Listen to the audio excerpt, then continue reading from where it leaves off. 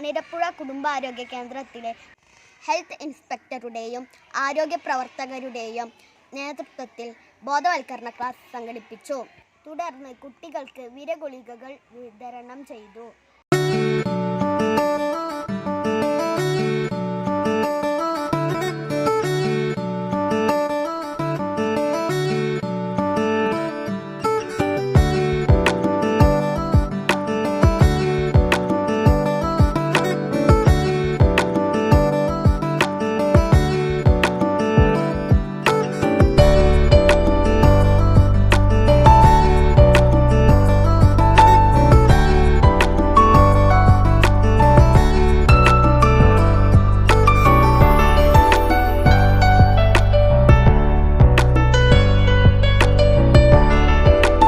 ഒന്നാം ക്ലാസ്സിലെ രചനോത്സവത്തിന്റെ ഭാഗമായി റാനിയ ഫാത്തിമ സ്വന്തമായി എഴുതിയ കഥ അസംബ്ലിയിൽ അവതരിപ്പിച്ചു.